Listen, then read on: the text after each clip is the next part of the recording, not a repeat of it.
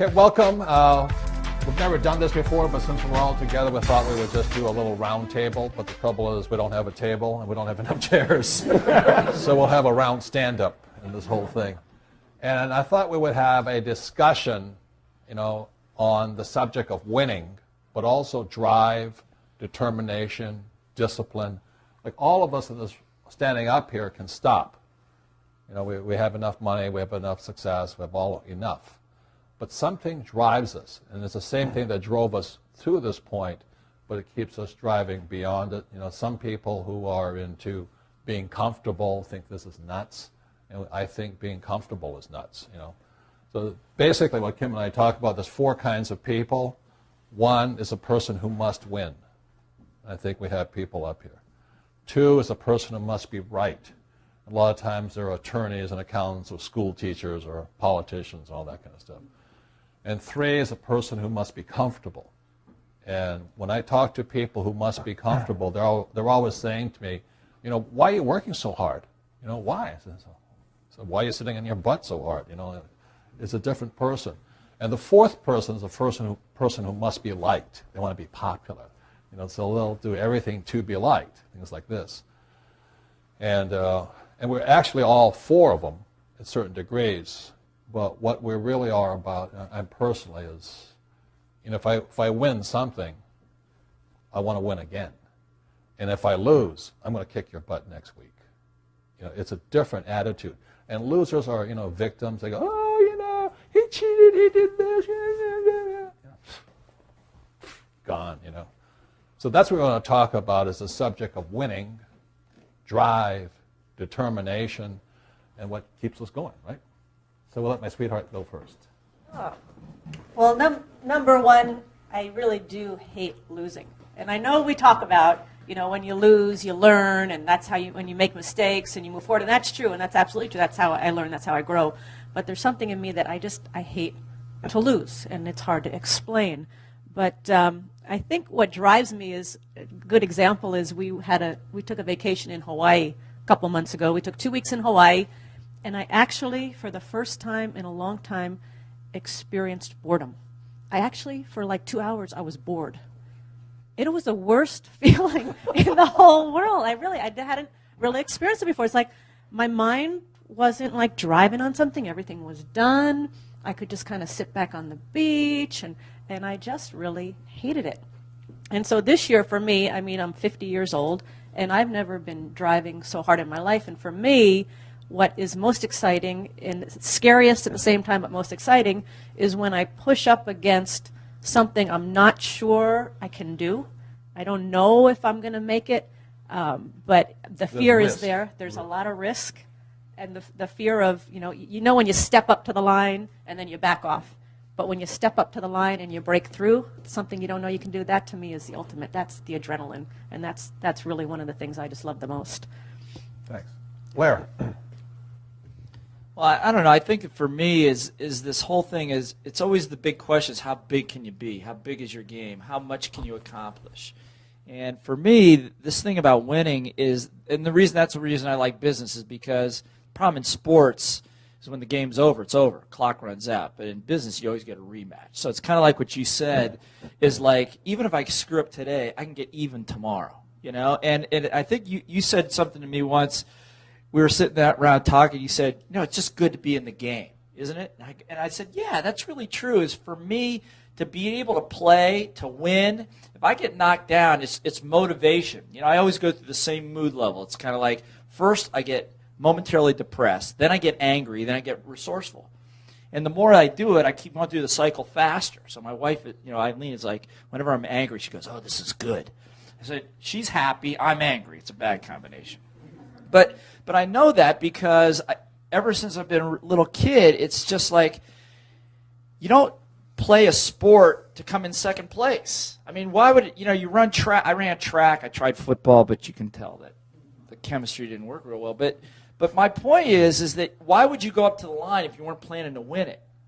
If you weren't going to give it everything that you've got. And I think that for me is that this desire to win is just, again, is a way of life. Every day, how big can I be? How much can I accomplish? How far can I go? I have friends like you, Kim. They're just like kicking back. How do I plan my retirement? In my brain, just doesn't even fathom stopping. Can I say something to that, real quick?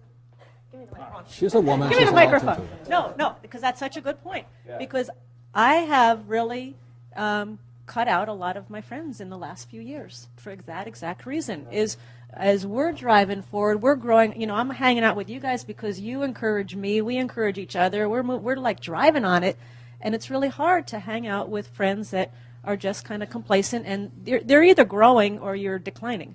And these friends are declining, and I don't want to. I want to be around people who I get excited and driven by. So I just wanted to make the point. Thanks. Yeah, sure. It's like He lost his momentum. And there's one other point.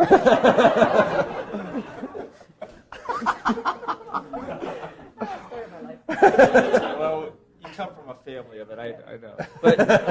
But seriously, I think for me too, like you say, there's certain friends that are no longer around.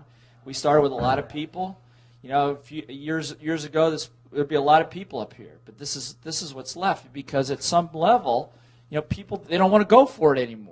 But I think, and now I just want to say one thing about it, is I think that once you get a taste of winning, and once you get a taste of winning, doing something you really love doing, it's addictive. You've got to keep going. It's kind of like, I don't play golf. You hit the hole in one. Okay, this guy, the only guy I know that actually hit a hole in one. Give him a hand. Give him a hand.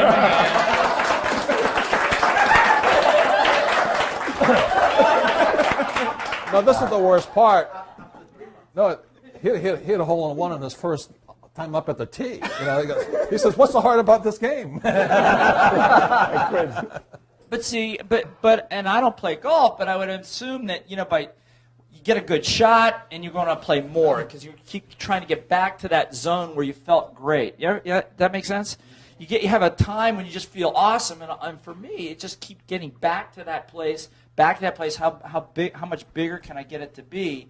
I don't know. It's just an affliction, I think, of having. And people ask me about Rich Dad. They say, "Well, what's it like to be on the team?" I said, "Part of the code of honor is you got to have an ungodly." These are your words. Ungodly desire to win.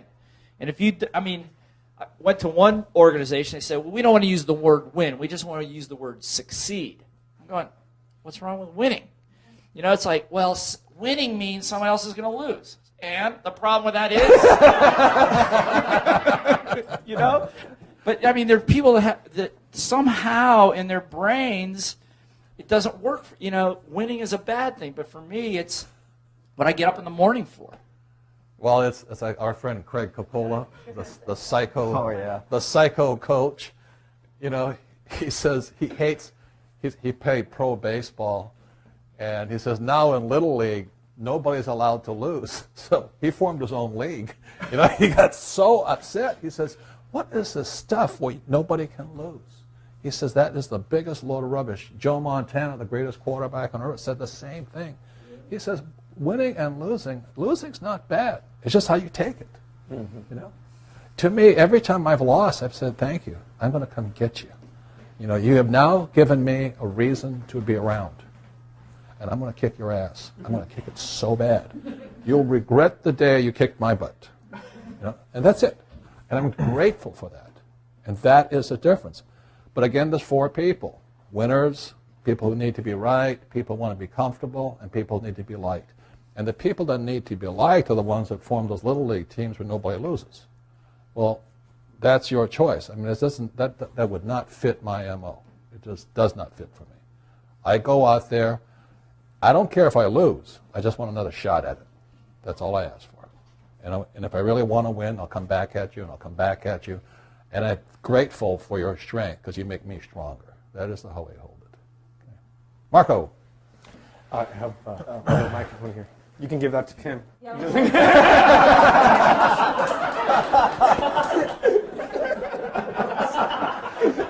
I don't think it would be needed. Sorry, buddy. Go ahead. No, well, one of the things that makes me keep going is, like, for example, when we work in the telethon, and we hear all of the stories of the handicapped kids and their families and all of that, the number one question that comes to a person when you're facing a big challenge in your life is, why me, right? Why did my kid have to be born with this handicap condition? Or why did I lose the money? Or why was I born in a poor family? Or why me? It's always why, because you're always seeing other people that are doing better than you. But the interesting thing, and something that those kids have taught us in the past, is that when you have privileges, when you have gifts that God or life gave you, when you have things that you didn't do anything to accomplish them. I mean, you were born with them, like the possibility of communicating with more people, the capabilities of being a leader, the capabilities of building teams, the capabilities of people believing on what you say. You never ask yourself, why me? You just ask yourself, why me, when you have something bad in your life, but not when you have something good in your life. So what has happened to me is that I go like, why me? Why me? I could have been that handicapped kid. I mean, what's the difference? And I kind of realized that I believe in God, and I believe that God has a mission for you. And you have to learn, have to discover, have to find out what your mission in life is. Why were you born under those circumstances? And you say it a lot in your workshops. Why did you have to go through all of that struggle to get to the point where you are? There's a reason for that. So if you can find an answer and you can say, okay, I'm gonna do something with it, then you can be the best you can be. Then you can win, which is for me the meaning of winning. Doing something that even when I'm not here anymore, is still going to be there.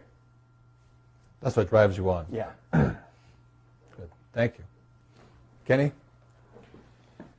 Well, I think mine's changed since I was a young kid. First of all, what I identified the most with the Rich Dad organization was when Robert was talking about the A, B, and the C student, because I was definitely the C student. And I could never understand why, I was never getting the A's and the high marks. It's probably because I didn't study. and the truth was that I just wasn't really passionate about a lot of the subjects. Had I been passionate about the subjects, I think obviously I would have done better at them. So I always seem to do better at like gym. Those kinds of things. So what I did is kind of like what Blair did, is I excelled in sports. So that's kind of when I learned about winning, and then my motivation changed once I learned that I just wanted to really crush all the A students, even though I was a C student. And that's when I became an entrepreneur. And then it just became a drive. And basically in the beginning it was all about fear of failure. I didn't want to fail. But I think once I got educated more, then I realized a lot more about what I knew and what other people didn't know. And so now it actually becomes more of like a game for me at this point. Because, yes, I like to win, of course. And definitely, if you come in second place, it's really just the first loser. And, it's the truth. And so, for me, it started out as the fear of failure, but now, I just go into whatever situation I can at the moment with the best resources, the best team, the best knowledge that I can. And what ends up happening is that you do win. When you're armed with it's very easy for me to sit across from a broker or a seller, and they think they're coming from a power of strength, but I got a whole team behind me, and I know I'm just going to crush them. I just know it, and they're sitting there by themselves thinking that they do. And it's just one-sided. It really is one-sided. So. For me, I would say it's similar with Kenny. I was a CD and F student a lot of the times, and it hurt me so bad that I had to find a way that I could win. And I wasn't going to win on the golf course. I didn't want to be a pro football player. I just had to find where I could win. And one of the best, it was to get even. To prove. So losing was really good. Getting an F was the best because I flunked English, and now I've sold more books than most English teachers, Yeah. So I always saw losing as kind of a kick in the groin, and it was a wake-up call. It was Jesus saying, get to work. You just found out you don't know something, sweetheart. That's the only way I looked at it. But another thing that took it to another level in the psychosis of winning was when I went to Vietnam. And when I realized, I was always cheating in school, bored, not interested, not excited. And one day I went down and I was in flight school and I was just kind of going through the motions. I was flying with little fighter planes. And they said, they're going to end the war in Vietnam. I said, wait a minute, they can't end the war yet. I haven't got there yet, And I went down and I volunteered. I said, what's the fastest way for me to go to Vietnam? I don't know why I was saying this. Most guys are saying, God, I hope the war is over. I'm going, no, don't end it yet. So what's the fastest way? And I was in flight school in Florida at the time. And they said, well, the fastest way is a helicopter gunship. I said, really? Why? I said, because they're dying. I said, okay, I'll sign that. So I switched from single-engine fighters to helicopters. And I wound up at Camp Pendleton. And now I'm getting ready to go to war. And they said, hurry up, hurry up, hurry up. I'm going, why? He says, they're dying. I'm going home. I'm like, okay, And all of a sudden I realized that dying was the most exciting thing possible. This guy, that little bastard out there is going to kill me. A little Viet Cong out there with a 30 cal or a 50 cal, he's going to kill me. And now I have to be the best. Because there's what I learned once I got to Vietnam and the firing started, there's no second place. Only one goes home alive. That's it. And it was the most exciting experience of my life. I was not bored. I was not complacent. I was now at the peak of what I could possibly be.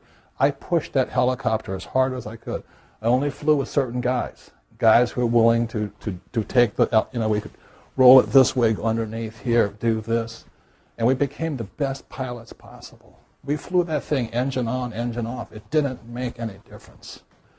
So what that experience of somebody going to kill me made me was the best that I could be. And it was a peak experience, and I loved it so much. So I came back from Vietnam in 73 in Hawaii, but now I was psychotic because I was now bulletproof. If they can't kill you there, they can't kill you here. And the only other place I could find that much adrenaline, that high, was an entrepreneur.